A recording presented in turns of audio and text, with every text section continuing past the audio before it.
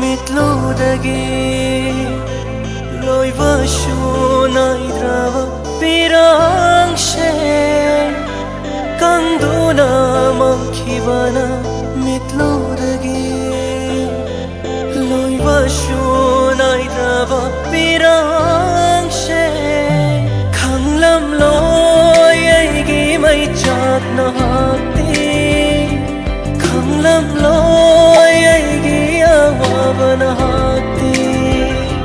khanglam loi aigi mai chatna hakti khanglam loi aigi awabana hakti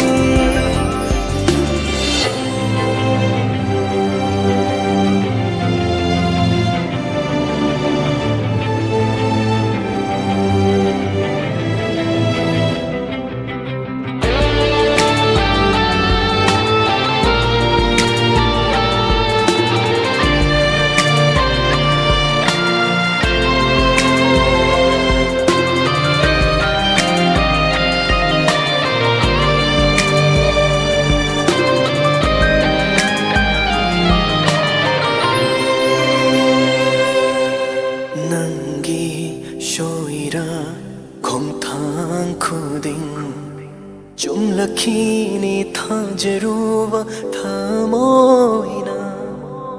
nangi shoira khongthang khuding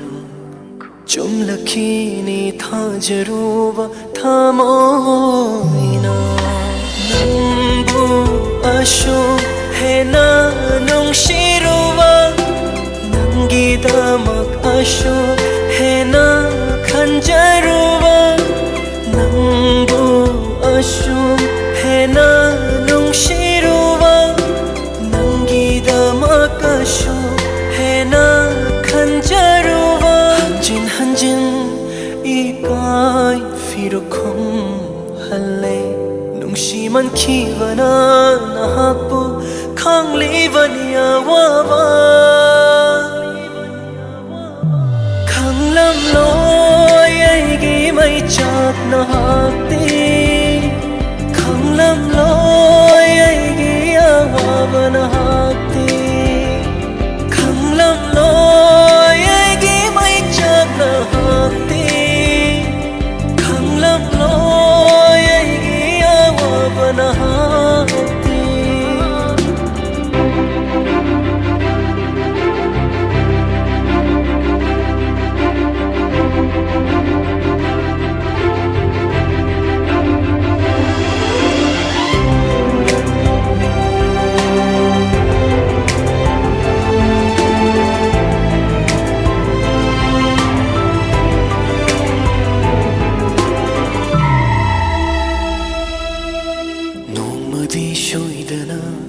Nungshirakini kanduna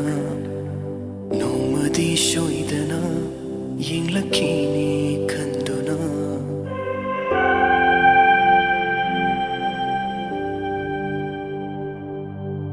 Nomadi shoidana Nungshirakini kanduna Nomadi aibo Yinglakini kanduna Thajava pumma Utuna lepkiva awafamda tardo ngashiri thanta punshi chupawana lelani punshi chupakapna lelani